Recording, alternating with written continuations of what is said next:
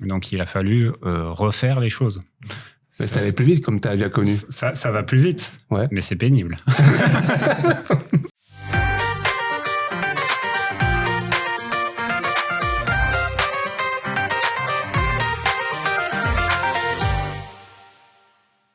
Ceci est la première partie d'une série en 3 épisodes pour l'interview avec notre invité du jour. Tu te demandes comment intégrer l'OpenBIM dans tes méthodes de travail ? Est-ce que programmer va devenir la norme dans nos entreprises et par où commencer ? Ou encore, comment participer activement à une communauté open source ? Pour en discuter avec nous aujourd'hui, notre invité est ingénieur CVC, entrepreneur et programmeur. Il aime l'idée que le savoir et les outils devraient être disponibles et partagés. Ainsi, sur son temps libre, il participe à la promotion et au développement de solutions open source et gratuites pour les acteurs de la construction. Nous avons le plaisir d'accueillir Cyril Wechter. Si tu souhaites le contacter, tu peux le faire avec son adresse mail cyril@biminsight.ch ou avec ses informations de contact présentes dans la description du podcast. Salut Cyril. Salut Miguel, salut Sven. Hello. Salut. Avec ton regard de programmeur, quel va être l'impact de la programmation sur le secteur de la construction ? En fait, l'impact, il est déjà là. C'est simplement de savoir qui programme. Et est-ce que le programmeur est dans la société, dans le bureau d'ingénieur, dans le bureau d'architecte, ou si il est externe. De plus en plus à l'international, il y a beaucoup de bureaux d'architectes. En fait, la plupart des gens qui programment, qui ont en fait les pointures dans le domaine que j'ai connu, étaient principalement des architectes. C'était ça qui me surprenait un peu parce que on va dire qu'en Suisse, c'est pas souvent le profil que je voyais. On va dire, donc ils s'intéressaient plutôt à d'autres domaines et j'ai imaginé que ce serait plutôt les ingénieurs qui iraient sur ce chemin-là. Et en fait, je me suis aperçu que la plupart étaient des architectes à l'international et donc il y a des gros bureaux d'architectes qui ont engagé des gens qui sont à plein temps, à temps partiel pour développer, pour faire des choses, pour faire de l'automatisation, etc., etc. Donc c'est vrai, c'est quelque chose. Donc pour moi, c'est les deux. Il doit y en avoir partout, mais c'est à la fois internalisé et externalisé. Ça dépend de la taille de la structure et de la forme de la structure. C'est-à-dire que on peut avoir une structure qui est très pyramidale, qui est très, on va dire, classique. On peut avoir aussi une structure qui est multinucléaire. Et dans ce cas-là, c'est un peu travailler sur ces différents modes. Mais il faut des gens pour programmer de toute façon pour faire avancer les choses. Et c'est quoi le BIM pour toi ? Alors le BIM, c'est l'intégration du modèle de données dans le domaine de la construction. C'est le nom qu'on a donné à ça dans le domaine de la construction, mais donc c'est quelque chose qui existe déjà dans l'informatique depuis un moment. Et par exemple, on avait des lignes qui sont devenues, on avait des lignes qui représentaient une gaine, c'est devenu un objet gaine qui contient de la donnée. Et finalement, la géométrie, ça n'est plus qu'une des données qui sont contenues dans l'objet, mais on peut créer un objet qui n'a pas de représentation géométrique, et c'est du BIM. On aime bien aller voir un peu le parcours de nos invités, surtout grâce à LinkedIn, hein. Après me l'avouer. Et du coup, on a remarqué avec Sven que tu es un peu le Orelsan du BIM. Le Orelsan du BIM. C'est-à-dire comme lui, tu étais veilleur de nuit pendant tes études. Pour parler de ta carrière. C'est juste, non ? Tu étais veilleur de nuit. Ah oui. Ouais. Il était veilleur de nuit. Ouais. Ok. Oui. Quand il préparait son premier album, il était veilleur de nuit, puis à côté, il faisait son album. Ouais.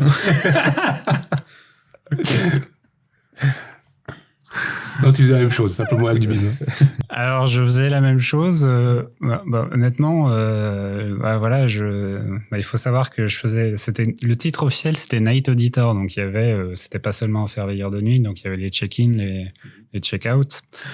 Mais il y avait aussi faire les contrôles des comptes de la journée et faire la clôture, etc., etc. Et puis faire des rondes de temps en temps. Mais donc il y avait une partie du travail. Mais donc j'avais quand même du temps pour faire d'autres choses. Ouais. Soyons clairs. Et tu es ingénieur en CVC. C'est quoi ton rôle dans un projet ? Alors le rôle, dans un projet, c'est de faire la conception des installations techniques de chauffage, ventilation, climatisation et de gérer tout ce qui est énergie thermique et électrique dédiée au CVC, donc chauffage, ventilation, climatisation dans le bâtiment. À la base, je suis rentré dans ce domaine par un DUT en génie thermique et énergie. Donc, ce qui m'intéressait, c'était vraiment de la partie énergie. Donc, c'était vraiment... j'avais des objectifs par rapport au côté énergie. Donc, c'est optimiser un système pour essayer qu'il fonctionne le mieux possible et d'alimenter en énergie... d'avoir un bâtiment qui soit agréable à vivre, avoir un air de qualité et une température qui soit bonne en consommant le moins possible. Finalement. D'accord. Un DUT, c'est... Diplôme universitaire de technologie. Ok. Si tu nous expliques un peu ta carrière, tu as commencé dans le bureau d'études du côté de Genève, puis tu es devenu indépendant et maintenant tu es également chercheur. J'étais...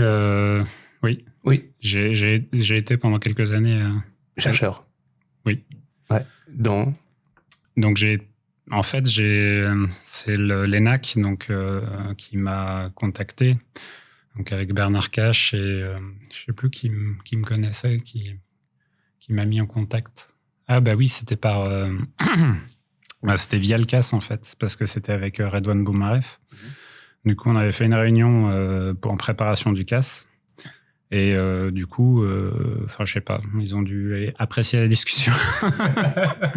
Du coup, après, on s'est revus, on a discuté, et il se trouve qu'ils avaient un projet de recherche. Donc, c'était un projet Inno-Suisse, donc une collaboration publique-privée entre Ifortech et le PFL.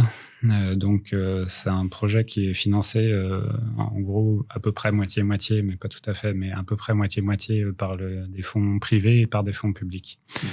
Et donc, ils avaient besoin de quelqu'un qui connaissait l'énergie, et de quelqu'un qui connaissait la programmation et l'IFC. Donc, voilà, ils ont trouvé que j'étais un profil intéressant pour ça. Et puis, du coup, avant ça, tu as pratiqué un petit peu dans des bureaux de la place plutôt genevoise. Et puis ensuite, tu as lancé ta société. Oui. C'est quoi BIM Insight? Enfin, tu fais quoi comme prestation? Comment ça se passe? Alors, je fais des prestations CVC, donc ça, c'est de la phase SIA 31 à 53. Globalement, on conçoit des projets et puis quand je dis 31 à 53, après, on peut aussi faire du suivi, etc.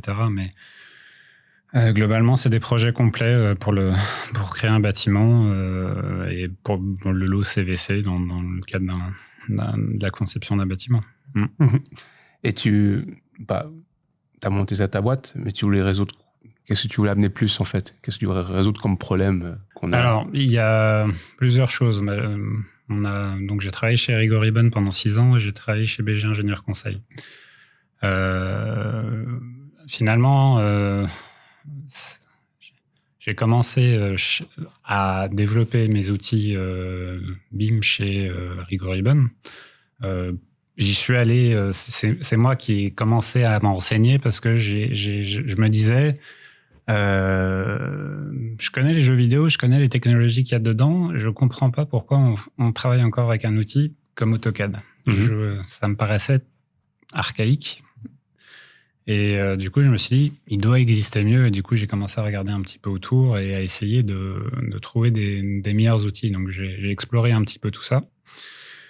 Et du coup, une fois que j'ai exploré suffisamment, j'ai commencé à aller voir ma direction et à leur dire voilà ce qu'on pourrait faire. Voilà ce qu'on pourrait faire. On peut faire ceci, on peut faire du bilan thermique, on peut faire du calcul de paire de charge, on peut faire différentes choses. Et du coup, ils ont commencé. Ça a pris un peu de temps parce que dans les entreprises, ça prend toujours un peu de temps. Et plus l'entreprise est grosse, plus ça prend de temps. Et ça, c'est une des raisons pour lesquelles, justement, je me suis mis à mon compte. Ça plus vite. Parce que, voilà, j'ai développé des choses chez Rigaud Ribbon. Malheureusement, l'entreprise a été vendue. Et c'est à la suite de la vente, finalement, que je suis parti et que maintenant, l'entreprise n'existe plus. Donc, c'est un peu triste parce qu'on était très en avance. Donc, pour moi, c'est un peu triste. Et ensuite, je suis passé chez BG Ingénieur Conseil. Et là, il a fallu redévelopper ce que j'avais déjà développé chez Rigaud Ribbon. Ouais. Donc, il a fallu refaire les choses. Mais ça allait plus vite comme tu as déjà connu. Ça va plus vite, Ouais. mais c'est pénible. Non, puis t'es nouveau dans une structure où finalement les gens peut-être découvrent, et puis du coup, tout cet effort, on va dire, social, et puis de changement qu'il faut faire en interne, tu recommences à zéro. Oui, alors ceci dit, la démarche était très différente et ça a été très intéressant. Vraiment, d'ailleurs, j'ai gardé des très bons contacts après être parti. J'ai continué à intervenir et à être en relation avec eux. Donc, non, c'était intéressant. C'est juste que voilà, il a refaire des choses qu'on a déjà faites. Moi, je préfère aller plus loin que de refaire des choses que j'ai déjà faites. Et c'est une des raisons aussi pour lesquelles je me suis lancé. Là, les outils que je crée, ils sont à moi. Donc, j'en fais ce que je veux. Ouais. Je veux les distribuer, je vais les distribuer. On me dit, mais pourquoi tu les distribues alors que c'est une plus-value pour toi? Oui, mais en même temps, après, il faut savoir les utiliser. Et en même temps, quand je travaille sur un projet CVSE, j'ai plutôt intérêt à ce que les gens avec qui je travaille ils aient aussi les meilleurs outils. Oui. Parce qu'on est dans un projet qui est avant tout une collaboration. Et si on perd du temps à communiquer et sur des questions techniques plutôt que sur le fond du problème qui est de collaborer pour faire un bâtiment, pour moi, c'est une catastrophe. J'ai pas envie de perdre du temps et donc j'ai envie que tout le monde soit équipé avec les meilleurs outils possibles. Ok. Et du coup, qu'est-ce que tu offres comme prestation dans BIM Midside? Oui, alors globalement, c'est vraiment au départ, j'ai pris un petit peu tout, ce qui venait. Donc j'ai fait de la formation sur Revit. J'ai fait des formations sur différentes choses. J'ai même fait des formations sur Dynamo. J'ai fait... on me demandait différentes choses. J'ai fait de la modélisation par-ci. J'ai fait des bilans thermiques par-là. Voilà, je prenais ce qu'il y avait, quoi. Ce qu'on me donnait un petit peu. Aussi par un peu crainte, on va dire, de ne pas avoir assez. Parce qu'au début, quand on se lance, c'est un peu l'inconnu. Et finalement, j'ai toujours eu assez, j'ai toujours eu suffisamment de chiffre d'affaires pour... j'ai dépassé mes prévisions dès la première année, donc voilà, il n'y a pas eu de problème. Et au fur et à mesure, j'ai essayé de trouver des clients qui voulaient justement me donner des projets complets et me faire travailler sur des projets complets de la base jusqu'à la fin, ouais. Justement pour bénéficier en fait du processus de travail complet et des méthodologies de bout en bout. Mmh. Pour aller plus loin, toujours plus loin. Et puis, est-ce que tu as aussi dans tes clients des gens qui disent on veut du BIM sans vraiment spécifier ou savoir à quoi s'attendre? Si c'est le cas, comment tu gères ça? Je leur dis très bien, c'est une bonne idée, il faut. Globalement, j'ai eu des demandes pour gérer des projets, comme pour faire BIM Manager ou uniquement de la coordination sans avoir de mandat CVC avec, j'ai toujours refusé. Parce que la coordination, pour moi, par exemple, la coordination CVSE, il faut vraiment être intégré au projet et vraiment être bien dedans pour faire de la coordination correctement et avoir un travail de qualité. Du coup, je voulais vraiment avoir le mandat CVC avec. Et pour le côté BIM Manager, pour moi, c'était un autre métier. Ça m'intéressait pas.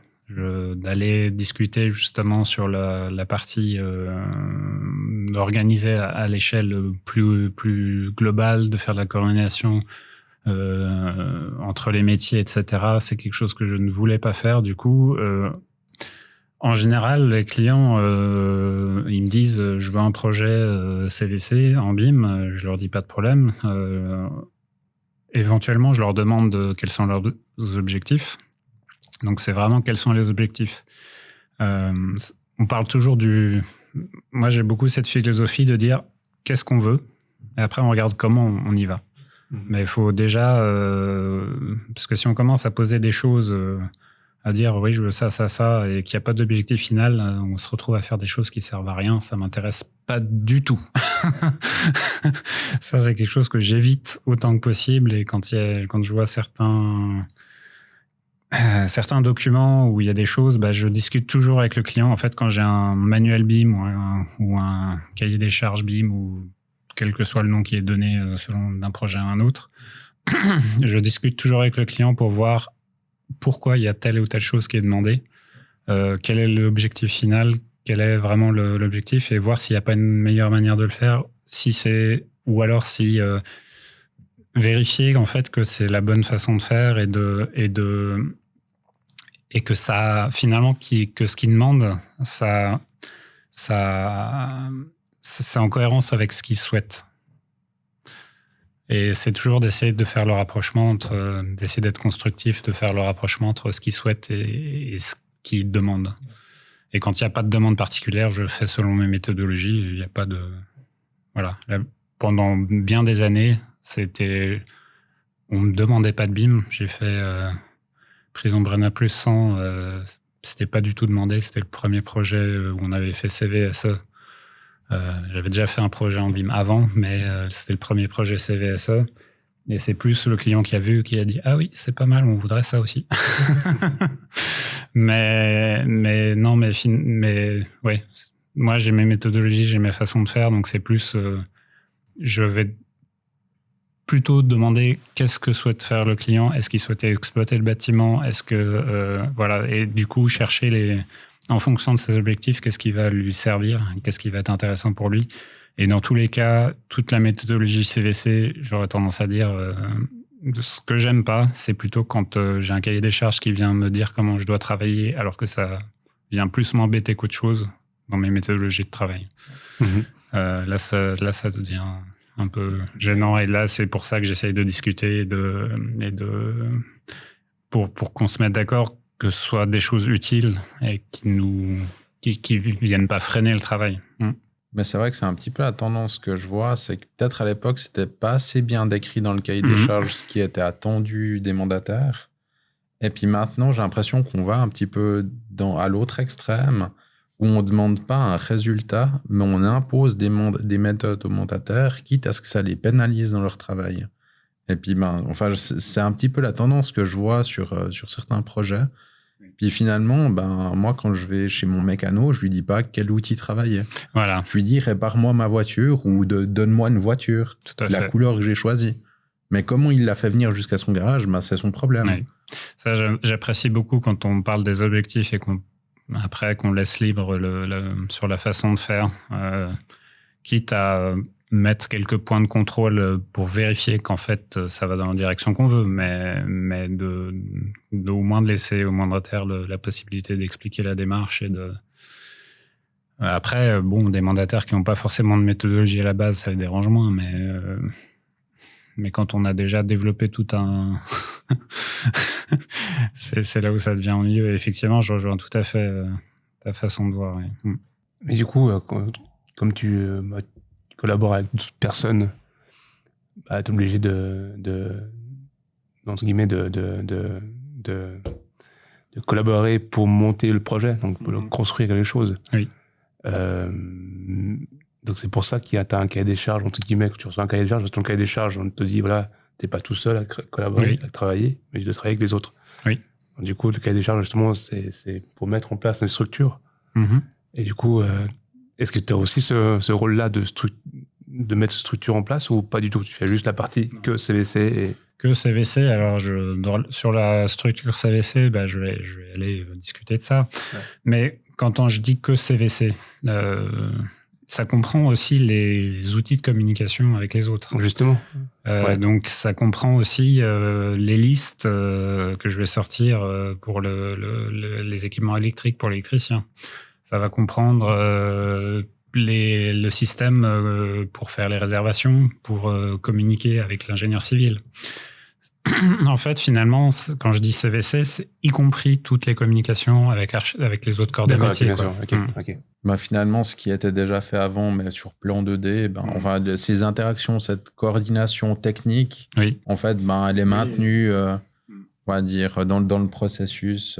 Je veux dire, qui participe quand même. Voilà. Oui, et puis j'ai vu, sur la quasi-totalité des projets, je suis coordinateur CVSC. Donc, effectivement, je gère aussi cette partie-là, communication sur ces choses-là.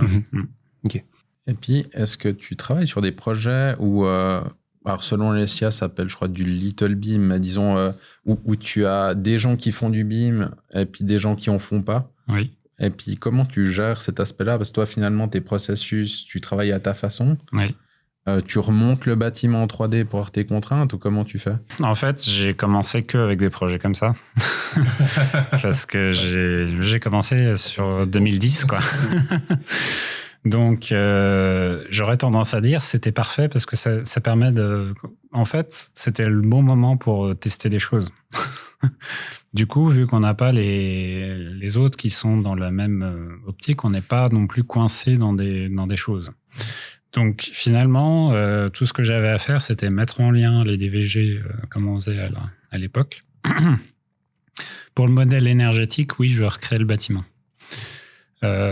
Pour ce qui était CVC, non. Pour ce qui était CVC et coordination CVC, non.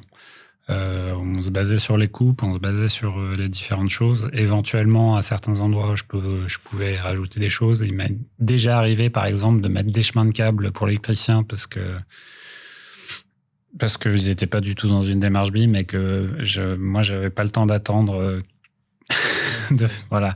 Donc, je lui faisais une proposition, on se mettait d'accord et puis du coup, moi, je modélisais les chemins de câbles. Ça me permettait d'avoir tout en même temps, de bien voir, de faire la détection de conflits tout à la fin parce que 95% de la coordination, c'est en regardant, en créant des vues spécifiques pour voir bien les choses, etc. Et donc finalement, oui, j'ai déjà tracé des écoulements aussi pour le même genre de choses. Donc j'ai déjà fait des tracés d'autres corps de métier pour la coordination. Pour ce qui est de l'architecture, je me basais sur les plans et les coupes. Et j'avais pas... Bon, ce qui était très drôle, c'est que je m'apercevais, en regardant les plans, je commençais à regarder, quand je faisais le modèle énergétique, il n'y avait pas une cage d'escalier ou une cage d'ascenseur qui était alignée, quoi. Donc c'était drôle. C'est clair qu'en 2D, c'est plus facile de pas être aligné. En 3D, si tu vois que tes murs ils sont plus alignés, à un moment ou à un autre... Enfin, je veux dire, ça va se voir tout de suite. Mais donc, tu vas modéliser toute une partie du bâtiment. À savoir que la modélisation énergétique, je le fais toujours, même si je reçois un modèle architecte, parce qu'on ne veut pas la même chose. Non, justement. De la même manière qu'un ingénieur civil va aller faire son modèle structure et faire ses calculs de structure, là, on fait un modèle énergétique. C'est un modèle très simplifié, dans lequel je vais juste avoir des choses, ce qui m'intéresse pour l'énergie. Tu mets quoi ? Je mets les murs, les dalles, je vais aussi mettre des objets qui vont représenter les ponts thermiques pour pouvoir les quantifier et les localiser pièce par pièce. Les fenêtres, les portes. Oui. Maintenant, justement, je mets aussi les propriétés thermiques des éléments pour éviter d'avoir à les ressaisir dans le logiciel de bilan thermique. Et oui, donc il y a beaucoup de choses qui sont faites comme ça, mais on reste sur quelque chose de très simple. Et j'ai déjà, dès le départ, je me suis posé la question, est-ce que même si je travaille avec un architecte, et j'ai eu le cas, un architecte sur un petit objet où, en fait, l'architecte, il travaillait sur Revit aussi depuis longtemps, donc il travaille très bien. Mais malgré tout, j'ai préféré refaire le modèle parce qu'il y a trop de choses qui viennent polluer, dont on n'a pas besoin, en fait. D'accord, ok. Et ce qui est drôle, c'est que à l'EPFL, justement, pendant le projet de recherche, je me suis aperçu que dans une publication scientifique, un architecte qui avait fait un modèle énergétique, donc son propre modèle, il avait son modèle architecte, il a refait un modèle énergétique pour lui-même à côté. D'accord, ok. Donc c'est pas juste, c'est vraiment, il y a un besoin de simplifier, d'aller, on n'a pas le même objectif. Ouais. C'est vrai, enfin, désolé de te couper. Oui. C'est vrai que la même chose que je vois un petit peu en structure, souvent le modèle, on va dire, fait pour faire les plans d'exécution coffrage, des fois il est trop détaillé par rapport au modèle analytique, on va dire, pour faire le dimensionnement vraiment du bâtiment. Ouais. Parce qu'on va faire des simplifications dans le modèle. Déjà, je pense rien que pour des raisons de ressources après tout à fait, sur les machines. Mais finalement, des petites ouvertures ou bien des petits décrochements, certains éléments qui n'ont pas besoin d'être pris en compte dans le modèle analytique, ils viennent polluer en fait les calculs. Donc voilà, là aussi, des fois, il y a des choses où on peut pas réutiliser un pour un directement le modèle. Il y a trop de choses qui peuvent potentiellement venir polluer le modèle. Des choses qui vont nous rajouter, comme on disait, pour les ressources. En fait, à chaque morceau, il y a un petit bout de mur, mais qui est pas significatif pour l'énergie, qui va être un peu différent. Et du coup, ça va rajouter une surface, rajouter une complexité. Et on se retrouve avec des modèles qui sont très lourds. Ouais. Et même en simplifiant, c'est assez lourd. Donc, non, c'est pas... je préfère vraiment refaire le modèle énergétique. Et puis tu maîtrises aussi, je pense, mieux comment ça a été fait. Je sais que maintenant, il y a un petit peu les deux écoles chez les architectes, avec aussi, par exemple, alors c'est une idée comme ça, hein, mais tout ce qui est mur multicouche ou bien sol multicouche ou bien de faire 5 murs collés les uns aux autres. J'imagine que... Ça, pour le modèle énergétique, ça passe pas du tout. Voilà. Donc là aussi, je pense que pour certains cas d'usage, peut-être certains architectes préféreront d'une certaine façon, puis après, justement, au niveau modèle énergétique, cette façon-là, elle convient pas. Pas du tout, ouais. Donc, rien que pour ça, déjà, je pense que ça vaut le coup de le reconstruire comme toi, t'en as besoin. Ouais, pour les questions de maîtrise et tout ça, des fois, ils vont faire ça souvent, et du coup, oui, ça convient vraiment plus du tout au modèle énergétique. Donc... il y a vraiment tout intérêt pour moi à séparer les modèles. Après, je comprends oui, on est obligé de remettre à jour quand ça change. On est obligé de... Voilà. Ouais, t'es obligé de refaire à chaque fois. Ouais, oui. Bien sûr.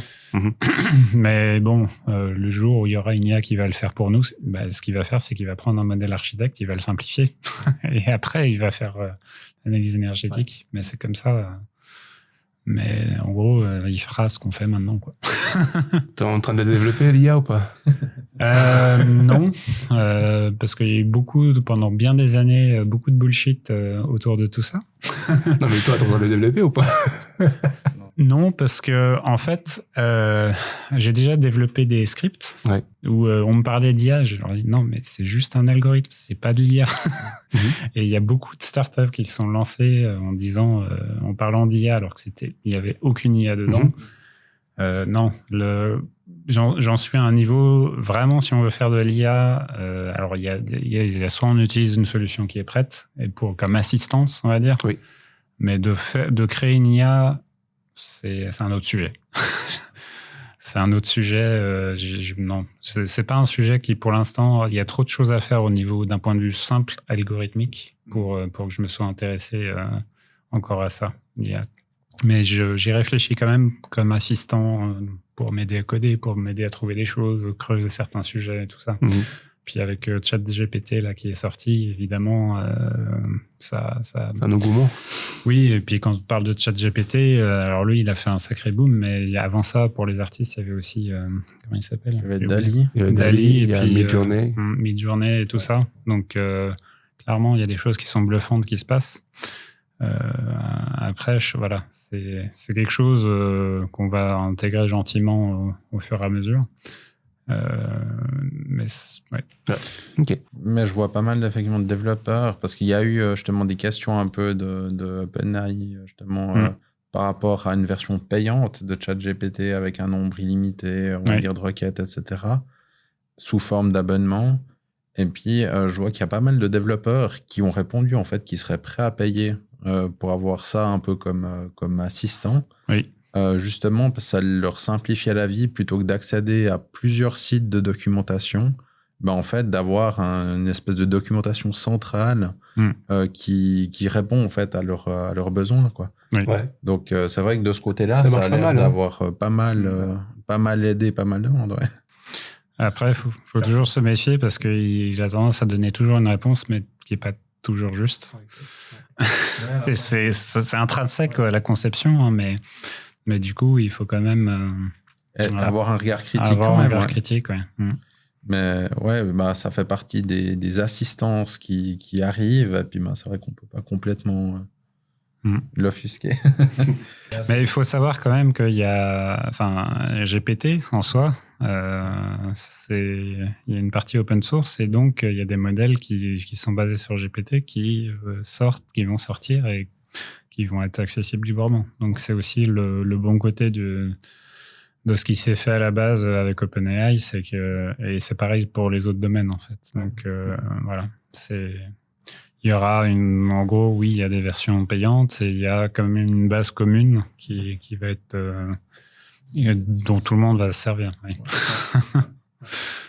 Et puis justement, l'IA, c'est peut-être un petit peu, enfin, ce sera à venir, mais toi, tu nous as dit que tu étais passé un petit peu, tu t'étais posé ces questions de ces outils plus modernes vers 2010, puis après, tu t'es mis à la programmation, c'est venu un petit peu comment, puis pourquoi tu t'y as mis? J'ai commencé à bidouiller depuis longtemps, hein. J'avais commencé en modifiant les fichiers d'un jeu dans Alerte Rouge pour qu'il tire des chiens au lieu de tirer des balles. Ou des choses comme ça, quoi. Ouais. Donc, voilà. Et puis après, à l'université, j'ai fait la programmation en Visual Basic sous Excel. Ok. C'était pas terrible, mais voilà. Mais c'était un premier pied un bon dedans, pied à l'étrier. Et en fait, au fur et à mesure, il y a un moment donné, j'ai commencé à demander un 80% chez Rigorribbon. Justement pour pouvoir apprendre différentes choses, et dont la programmation en Python. Et donc, je me suis auto-formé en Python. J'ai suivi des formations sur Internet ou des vidéos tutos, comment on fait tous, quoi. Ouais. Mais, du coup, j'ai commencé comme ça. J'ai commencé avec des petits scripts, pas grand-chose. Mais globalement, pourquoi j'y suis venu? Parce qu'on tombe toujours face à un mur où on a un logiciel, mais il fait pas ce qu'on veut. Il fait une partie de ce qu'on veut, mais pas tout ce qu'on veut. Et il y a des choses bêtes, hein, mais il y a des fois où il y a des choses toutes bêtes. Par exemple,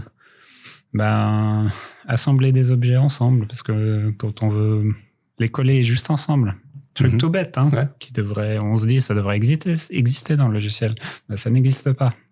Alors qu'est-ce qu'on fait? On va essayer d'apprendre à programmer pour faire ça, quoi. Donc pour faire des empilements, pour faire des collecteurs en chauffage, en climatisation et tout ça. Et c'est sur ce genre de sujet où il y en a qui m'ont dit qu'ils avaient gagné beaucoup de temps.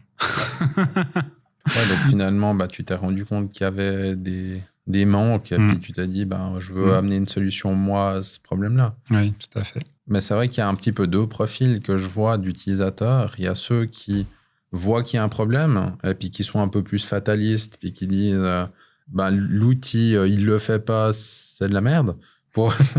Et du coup, ils vont se plaindre. Puis après, il y a ceux qui peut-être passent par le même stade, puis après qui se disent, en fait, peut-être qu'il y a quand même un moyen de le faire, je vais essayer de trouver une solution. Et puis, souvent, ces gens-là, c'est des gens qu'on va retrouver, comme tu dis, aller regarder des tutos pour apprendre à programmer, puis à proposer ou trouver des solutions à leurs problèmes. Mais ouais, je pense qu'il y a beaucoup, tous ceux qui s'y mettent un petit peu comme ça en autodidacte, ils sont passés par ce stade-là, quoi. Oui. Ce que je trouve assez intéressant dans cette méthode, c'est que on va chercher ce qu'on a besoin quand on en a besoin. C'est un peu la contrepartie par rapport à une formation générique. Et une formation générique, on voit plein de choses et on essaye de retenir. Et puis après, on retient plus ce qu'on utilise et on oublie beaucoup de choses. Là, on va chercher des choses dont on a besoin quand on en a besoin. Et du coup, cette connaissance informatique, ça a changé un peu ta pratique du métier ou pas? Oui, mais disons que j'ai fait mon stage chez Rigorribbon, j'étais déjà en train de programmer en Visual Basic sous Excel, un truc pour l'énergie, pour les bilans thermiques, etc. Donc il y avait on m'avait présenté un tableur que je trouvais pas terrible. Et du coup, Mais du coup, ça n'existait pas encore les OSAI? Si. Ça existait? Oui. Pourquoi tu faisais encore sur Excel? Parce qu'il y avait, c'était pour le froid. Ah. Et à l'époque, c'était pas vraiment. Alors il me semble que ça n'existait pas du tout d'ailleurs. À l'époque, oui, ça n'existait pas du tout à l'époque. Okay. Donc c'était pour le froid principalement. Ok. Mais en fait, le OSAI, c'était principalement utilisé pour les questions normatives. Donc c'est du calcul. C'était la 380/1. Donc on est sur un calcul où globalement c'était des simplifications où c'est avec des valeurs mensuelles. Du coup, c'est très simplifié. Et du coup, quand on va aller calculer une puissance de chauffage ou de refroidissement, il faut aller sur un pas qui est plus petit ou qui est horaire ou quelque chose comme ça. pour essayer d'avoir des résultats qui sont plus intéressants. Et c'est ce genre de choses qu'on faisait. Oui. Ouais, ok.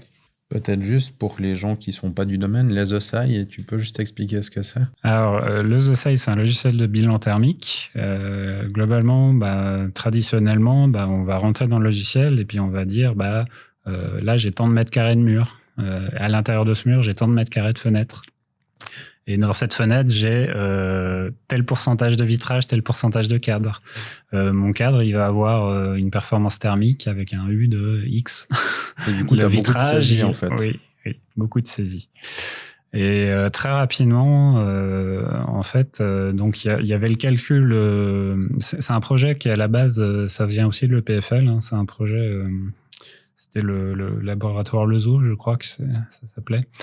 Et du coup, ça a commencé sur la partie normative 380 bar 1, et puis après, ils se sont étendus sur les autres calculs pour les puissances de chauffage, de refroidissement, pour les calculs d'énergie grise avec Minergie Eco, avec les calculs aussi européens pour des questions d'énergie grise. Et bref, ils sont développés sur différents calculs, mais c'est principalement, je dirais, du calcul normatif.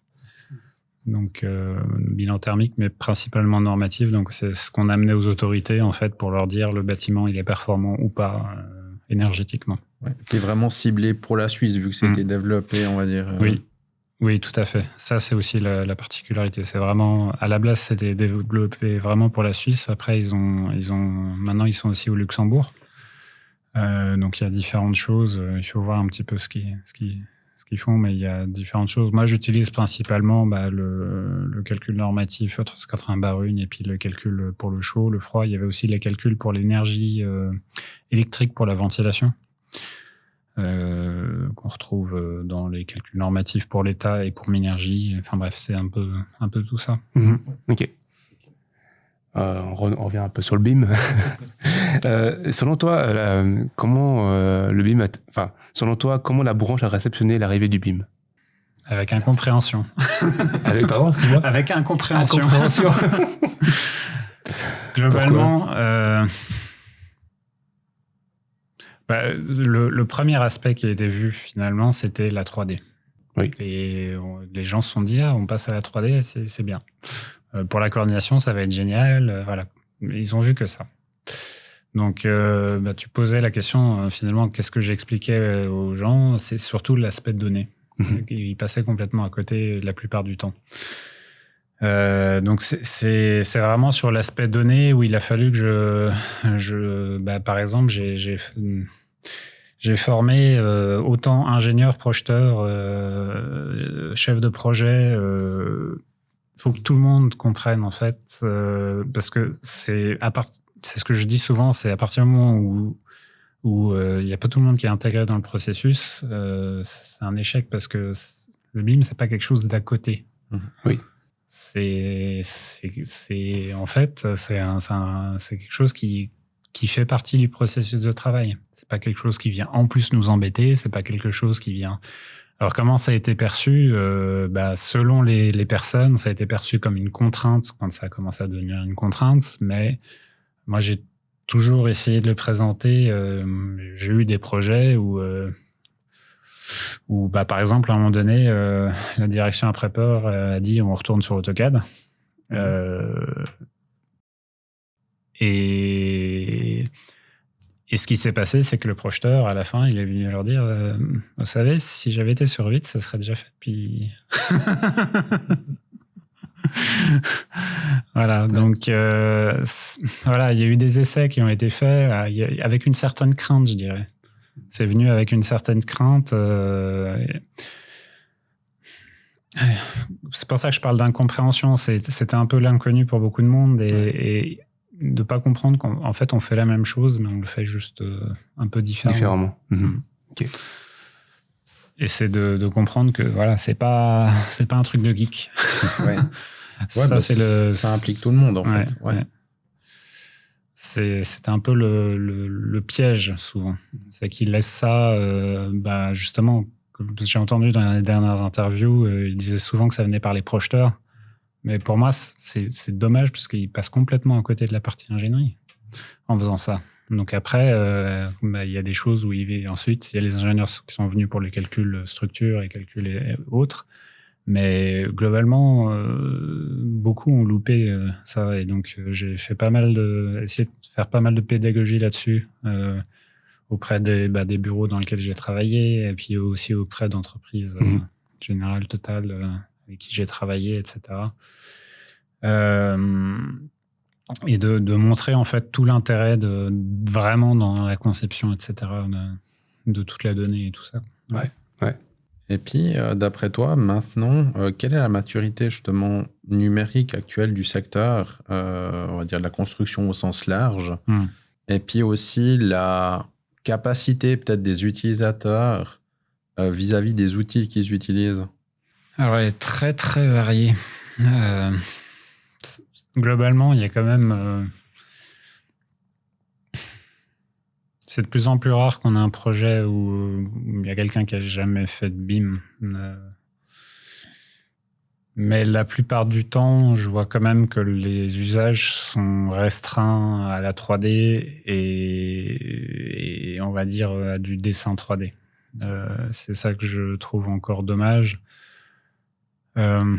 Et du sortie de maîtrise, ça aussi pour la gestion des coûts, les sorties de maîtrise, ça a été compris assez vite aussi. J'en ai pas parlé, mais... Mais c'est souvent les deux premières choses qui se mettent en place dans les entreprises. La modélisation, on fait de la 3D, c'est joli, puis en plus on arrive à faire nos plans comme avant, donc ça ne nous change pas trop nos habitudes. Puis en plus, le petit bonus, c'est qu'on a les quantités qu'on peut sortir. Puis c'est vrai que c'est souvent là un petit peu que ça s'arrête pour beaucoup de monde. Donc je dirais que là-dessus, je crois que tout le monde est... en tout cas, il y a quand même beaucoup de bureaux qui sont habitués maintenant à faire ce travail de coordination et de sortie des métriques depuis le BIM. J'en vois aussi pas mal qui se flagellent et qui vont aller chercher des spécialistes à l'étranger alors que en fait c'est pas mieux. Et où ils se rendent pas compte, ils connaissent pas forcément les spécialistes locaux. C'est aussi pour ça que je trouve très bien l'émission que vous faites, c'est que ça met en avant un petit peu tout ça. Et globalement, oui. Il y a un besoin de développer tes méthodologies. C'est un peu ce qui est fait avec Bâtir Digital, etc. Mais il y a aussi un besoin de plus de transparence et d'ouverture pour moi pour aller plus loin. Et ça, c'est un autre sujet. Mais... Ouais. Et puis du coup, toi, finalement, alors ça fait 12 ans maintenant en tout cas que tu t'y as mis. Comment tu fais pour t'améliorer sur tes outils, puis dans ton travail un petit peu, puis quels seraient tes conseils en fait pour des gens qui veulent s'améliorer? Mon conseil, c'est toujours de prendre les problématiques qu'on a sur les projets et de réfléchir à comment je peux les résoudre mieux avec les outils que j'ai. Comment je peux gagner du temps, comment je peux... peut-être pas gagner du temps la première fois, mais gagner du temps quand il y aura la 10e mise à jour, par exemple. Ouais, aller droit au but la première fois, c'est pas toujours la meilleure façon de faire pour le projet. Ouais. Donc, oui, non, mais après, il y a des projets qui sont plus ou moins, qui bougent plus ou moins, mais ils bougent tous. Et donc, c'est d'essayer de voir un petit peu. Alors, c'est de penser aux outils. Comment ça peut m'aider pour accomplir mon objectif? Comment ça peut m'aider à contrôler sans me prendre trop de temps? Quelles tâches peuvent être accomplies finalement? C'est de réfléchir. Si je fais un calcul dans un tableur à côté, est-ce que je peux pas le faire directement à l'intérieur? Qu'est-ce que je fais finalement? Par exemple, si je vais aller regarder mes débits de ventilation, j'ai mes mètres carrés. Traditionnellement, je vais aller relever les mètres carrés, je vais aller les mettre dans un tableur, et puis ou alors les mètres cubes selon le type de méthodologie, le dimensionnement qu'on fait. Et puis on va aller regarder le débit qu'on met en fonction de l'affectation, etc. les mètres carrés, on les a déjà. Le volume, on l'a déjà. Donc, c'est de se servir de toutes ces informations qu'on a déjà là-dedans pour accomplir la tâche qu'on faisait déjà. On ne fait pas une nouvelle tâche. C'est juste qu'on on le fait déjà, mais il faut se servir, en fait, c'est de regarder les données qui existent déjà. Regardez ce qui existe déjà pour pouvoir vous en servir. Ou ce genre de choses. Ou de voir un petit peu les interactions. Si je fais ça, alors ça va peut-être me prendre un petit peu plus de temps, mais du coup, il y aura un effet secondaire qui fait que je peux m'en servir aussi pour ça. Et du coup, je vais gagner au final du temps. Mais il faut être curieux, en fait. Très curieux. Donc, le conseil que tu peux donner aux gens qui sont un peu... Soyez curieux, oui, c'est ça. Curieux. Tout à fait. Okay. Mais du coup, ça prend du temps. Et aimez votre métier. Ouais. Aimez votre métier et c'est... Ouais, ayez toujours envie d'aller plus loin. Justement, la curiosité te fait aller de la recherche, de la documentation, de te poser des questions, mais c'est du temps consacré, c'est beaucoup de temps aussi. C'est beaucoup de temps consacré, mais l'objectif, c'est quand même d'avoir un retour sur investissement, finalement. Mais du coup, est-ce que tu penses que les entreprises laissent ton collaborateur? Est-ce que toi, par exemple, chez toi, tu laisses du temps? Alors, ça, c'est un peu la particularité et la chance que j'ai eue avec mon poste. Ouais. C'est que j'ai eu très rapidement, j'étais responsable de mes projets. Mmh. Donc, je ne demandais pas la permission. Tu l'as pris. Je leur montrais le résultat et puis ils étaient contents. Voilà. Donc, après, il y a une fois un directeur qui m'a dit « t'aurais pu m'en parler quand même. » Ouais. Mais c'est vrai que quand tu gères complètement ton temps et puis ton projet, comme tu dis, finalement, si le résultat il est fourni dans le délai, finalement, la méthode avec laquelle tu es arrivé, c'est toi qui gères. J'aurais tendance à dire pour un dirigeant, c'est fixer les objectifs et laisser quand même de la liberté sur la façon d'atteindre l'objectif. Et puis justement, est-ce que finalement, toi, tu as appris ça, tu t'es mis à 80% et puis tu avais ce temps-là, etc. Est-ce que c'est toujours à l'entreprise de s'occuper de faire monter en compétence l'employé ou est-ce que justement, quelqu'un qui aime son travail et qui a envie de faire mieux, on devrait attendre de lui qu'il investisse du temps perso pour s'y mettre? Pour moi, c'est à l'entreprise de le faire. Si l'employé le fait sur son temps privé, c'est simple. Soit il y retrouvera une rétribution d'une manière ou d'une autre, soit il va s'en aller. Donc, d'une manière ou d'une autre, c'est l'entreprise qui va le payer. Ouais. Donc, c'est soit par une augmentation de salaire, soit par son départ, où il va partir ailleurs, quelqu'un qui sera plus à l'écoute. Oui. Donc, je pense que l'initiative peut venir de tout le monde. Ouais. Je pense qu'un dirigeant doit être attentif à ceux qui ont envie. Je pense qu'on ne peut pas forcer quelqu'un à partir dans cette direction. De toute façon, il faut être attentif à ceux qui ont envie et se dire oui, quitte à avoir une espèce de contrat moral, dire ok, on te finance, mais tu restes avec nous. Ouais. C'est souvent ce qui se fait un peu avec les conventions de formation, des choses comme ça. Ouais.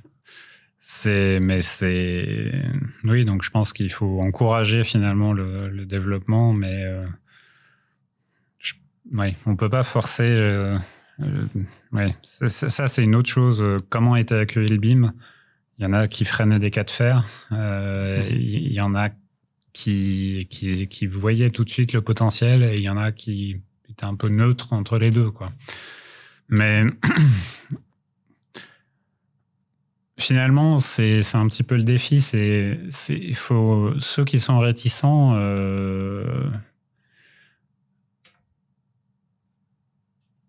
Soit Bon, il y en a toujours qui sont bornés, hein, mais...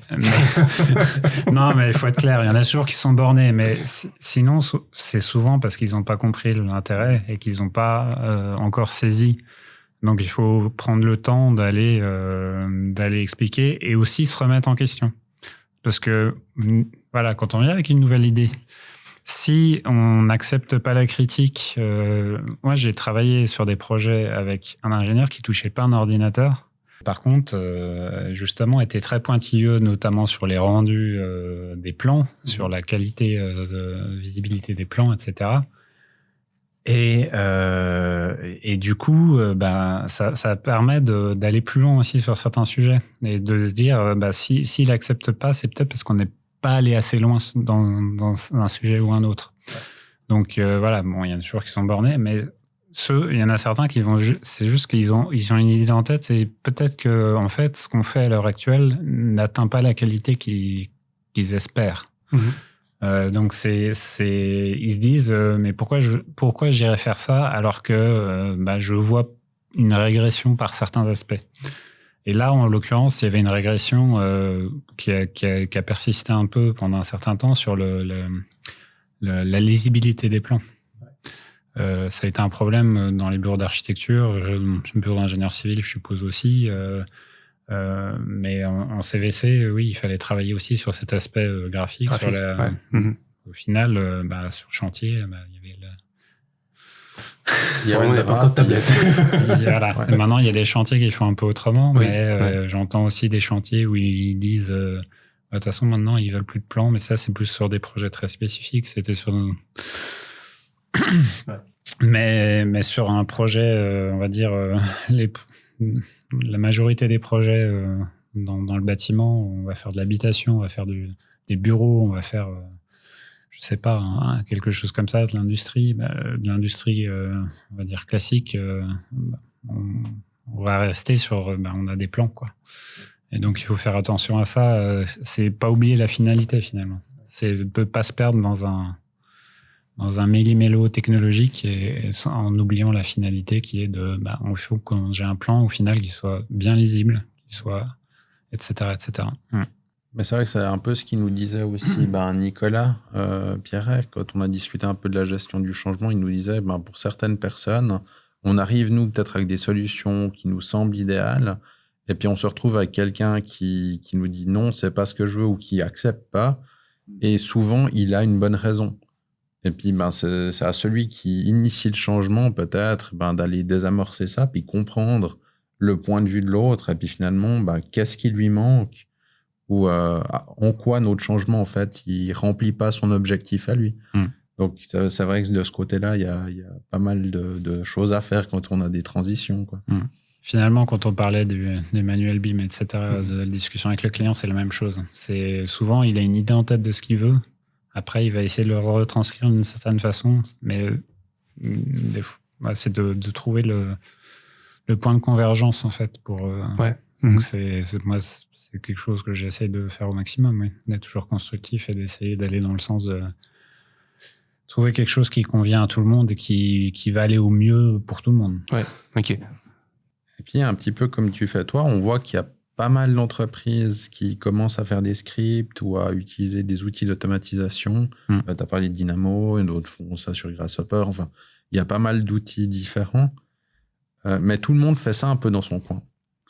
Est-ce que c'est pas un peu une perte d'énergie ou pour la branche de pas mettre ça en commun, ou en tout cas sur un projet, de pas, même certaines fois sur un projet, les gens sont pas d'accord d'échanger ces éléments-là? Ah bon?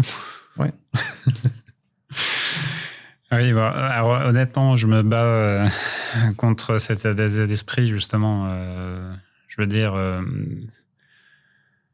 on parle de secret de Polichinelle, vraiment. Traditionnellement, c'était déjà comme ça. Combien de blocs AutoCAD on a vu passer d'un bureau à l'autre? Oui, nous, on a nos outils, il n'y a que nous qui l'utilisons. On est meilleur parce qu'on a ça. Et en fait, c'est de la circulation d'informations, soit parce qu'il y a un employé qui part, soit parce qu'ils ont un copain là-bas. Et pour moi, c'est une perte de temps d'essayer de faire du secret sur ces outils-là. Donc, oui, pour moi, il y a vraiment un gain à être transparent et collaborer, etc. Mais après, il y a des scripts. Si on fait un script qui est spécifique à un projet, il peut y avoir des choses qui peuvent être confidentielles. Donc là, il peut y avoir des raisons. Presque quand c'est au sein d'un même bureau, que c'est un collaborateur qui veut pas partager avec un autre collaborateur, là, j'aurais tendance à dire que la direction doit faire son travail et dire ce que tu fais, ça appartient à l'entreprise. Ça appartient à l'entreprise. Donc, non, de garder les choses pour soi, pour moi, c'est vraiment c'est délétère. Et c'est une perte d'énergie et de temps. On se retrouve à refaire et à réinventer toujours la même chose. Comme je disais tout à l'heure, c'est une des raisons pour laquelle je suis à mon compte, c'est pour pas avoir à refaire des choses que j'ai déjà faites. C'est et pour pouvoir partager librement aussi ce que je fais. Ouais, avoir le choix dans ce que tu fais, de ce que tu produis. Quoi, ouais. Mais de toute façon, je vois très bien, même en partageant ce qu'on fait. Avant tout, moi, ce que je fais, je le fais pour moi. Il faut que l'autre personne comprenne ce que j'ai fait et qu'elle l'utilise. Donc, il y a du travail de communication, en fait, pour que ça devienne vraiment utile. Donc, juste le partager, le mettre à disposition, en soi, il n'y a qu'une partie, il y a qu'une autre personne qui est déjà très curieuse et intéressée qui va l'utiliser. Ouais. Donc, moi, j'en suis à non seulement partager, mais aussi à essayer de faire plus de communication pour faire comprendre à quoi ça sert. Parce que sinon, on fait des choses qui marchent très bien, et voilà. Et puis après, il y a aussi le fait que chacun dans son coin, en fait, on va faire une chose. Et alors, s'il y a une grosse perte de temps à ce que chacun fasse la même chose dans son coin et produise un outil qui finalement fasse la même chose. Alors, on aura deux outils différents qui vont fonctionner un peu différemment. Il y en a un qui va être meilleur dans un truc et l'autre qui va être meilleur dans l'autre. Et par exemple, il y en a un qui va avoir une interface super et l'autre qui va avoir un fonctionnement super. Mais si on avait les deux ensemble, ce serait quand même plus sympa. Ouais. C'est clair. Moi, je suis plutôt... je suis pas très bon dans ce qui est interface. Heureusement, il y a d'autres qui sont meilleurs. mais voilà, c'est d'améliorer les choses plutôt que de réinventer des choses qui existent déjà. Pour moi, c'est une perte de temps monumentale. Mais tu dis quoi à ces entreprises qui disent que ça, c'est ma propriété intellectuelle, je peux la partager. Il y en a plein, enfin, je pense qu'il y en a plein. Ouais. J'y crois, oui.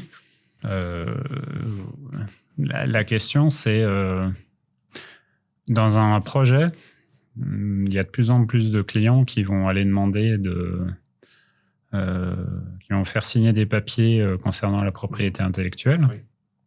Alors déjà, de toute façon, le client, il paye ce projet. Tout ce qui est fait pour le projet, je veux dire, pour moi, ça lui appartient et il n'y a pas de... Et en gros, il y a des bureaux qui se posaient la question comment dégrader l'objet pour que la chose qu'on a développée en interne ne soit pas transmise. Oui. Et en fait, ils perdaient du temps à essayer de mettre une protection sur quelque chose, alors que l'objectif final, c'est que le client puisse l'utiliser de la meilleure façon possible. Et si un jour, il y a le projet qui évolue, il faut que ce soit fait de la meilleure façon possible. Mmh. Le client, s'il veut exploiter, il faut que ce soit fait de la meilleure façon possible. Donc, pour moi, quand on fait chaque chose, quand on veut garder des choses pour soi, on perd de vue la finalité qui est de faire un bâtiment qui va être exploité par celui qui le commande ou pas. Je préfère quand c'est celui qui le commande qui l'exploite pour des raisons, justement ce type de raisons. Parce que du coup, il y a la finalité aussi qui rentre en jeu. Mais oui, finalement, la finalité, c'est de construire un bâtiment et de se mettre des barrières. Ça crée des tensions, ça crée des déperditions d'informations, ça crée des choses, des barrières qui sont difficiles, où on est déjà dans un environnement où il faut beaucoup communiquer, il y a beaucoup de défauts de communication. Donc le but, c'est d'augmenter et de diminuer les défauts de communication, d'augmenter les qualités de la communication et de diminuer les défauts de communication, pour moi. Donc du coup, justement, la méthodologie BIM, maintenant, on dit souvent que le but, c'est de mieux collaborer. Mais est-ce que c'est réellement le cas maintenant? Comment on fait? Je trouve qu'il y a quand même un changement d'état d'esprit, mais qui n'est pas généralisé. Ouais, bien sûr. Mais justement, je trouve quand même qu'il y a moins de personnes qui ont l'état d'esprit je fais mon travail et je me couvre. Je me couvre pour qu'on puisse pas m'accuser de pas avoir fait mon travail, et qu'il y a plus de gens qui sont dans essayer de trouver les meilleures solutions ensemble et de justement discuter, de voir avec l'électricien, avec l'ingénieur sanitaire, etc., pour dire comment on peut communiquer mieux, qu'est-ce qui t'arrange le mieux, qu'est-ce qui fait qu'on peut...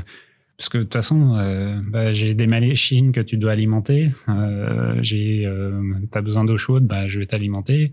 Donc, le but, c'est qu'on ait une communication la plus fluide possible. Donc, je trouve qu'il y a une évolution qui va plutôt dans le bon sens, qui va pas assez vite, mais du coup, j'encourage autant que je peux cet état d'esprit coopératif, collaboratif, au possible. Ouais, finalement, tout le monde sur le même projet, c'est de tirer à la même corde. Et puis, c'est vrai que c'est un peu comme ça que le BIM a été vendu au début, en nous disant... Alors, il y avait l'aspect 3D, c'est clair, mais il y avait aussi l'aspect meilleure collaboration, de dire, on aura la vision peut-être plus globale du projet pour détecter les conflits ou bien les problèmes plus tôt, mais surtout, en fait, que tout le monde se sente un peu plus impliqué et puis peut-être on puisse créer un meilleur projet ensemble. Oui. Mais enfin voilà, j'ai l'impression que de ce côté-là, il y a aussi des gens maintenant sur certaines plateformes collaboratives qui commencent à être inquiets. Mais c'est souvent des gens peut-être un petit peu qui découvrent le BIM ou comme ça, qui nous disent mais les autres, ils vont voir ce que j'ai déjà fait, peut-être en stade partagé ou provisoire. Mais s'il y a des erreurs dedans parce que c'est pas encore finalisé, on va me le reprocher. Et puis ils ont un petit peu peur des fois de cette transparence.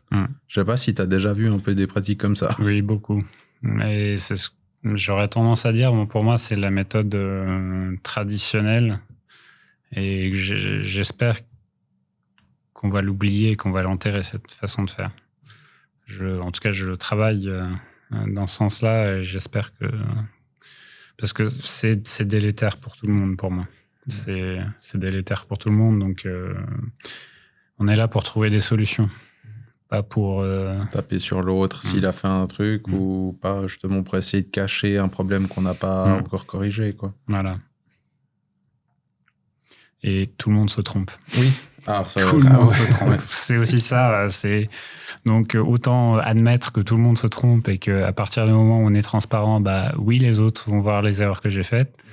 Mais du coup, au lieu que ce soit un truc pour taper sur l'autre, ça peut être un truc pour dire « Ah, là, attends, j'ai vu un truc, faudrait qu'on regarde. » Et je pense qu'il y a un problème.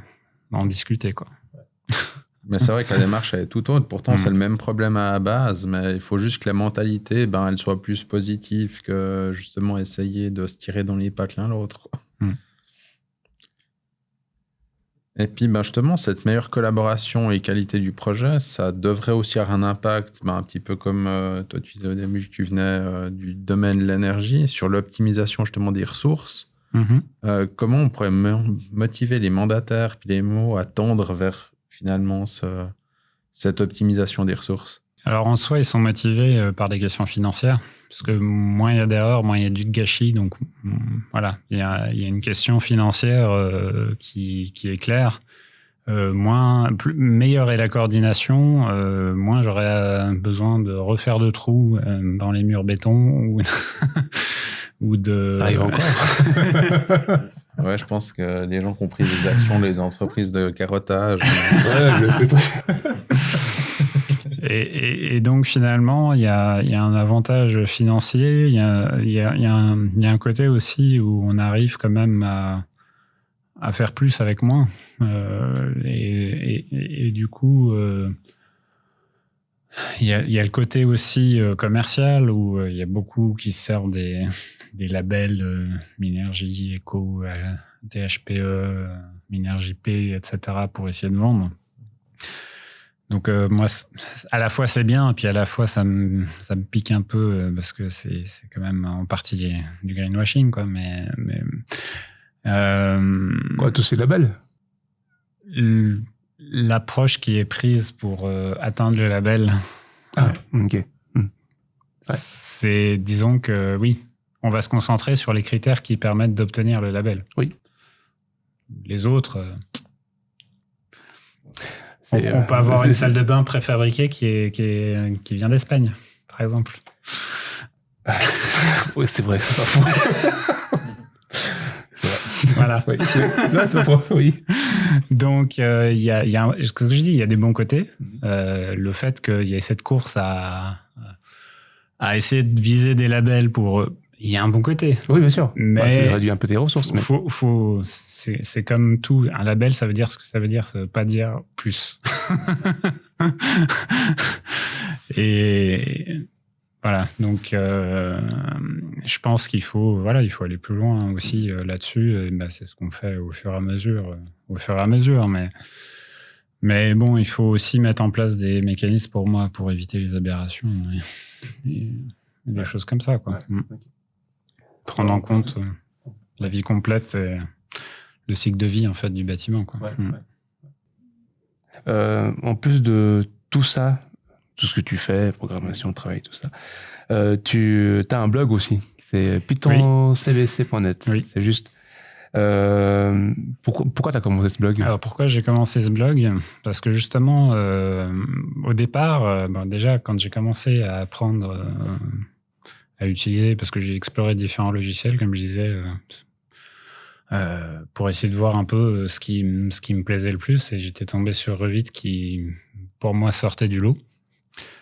Et au bout d'un moment, j'ai commencé à avoir des choses où je me disais j'aimerais faire ça, mais on peut pas.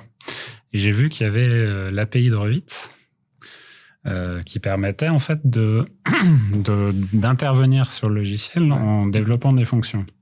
Donc j'ai commencé à apprendre sur l'API de Revit, mais comme j'ai appris Revit avec un architecte québécois qui faisait une vidéo sur YouTube, en gros, là j'ai appris, alors que je faisais du Python, avec un gars qui avait fait un truc sur l'API de Revit en C#. Et donc j'avais suivi une formation là-dessus, alors que c'était du C#. Donc il a fallu que j'essaye de comprendre un peu.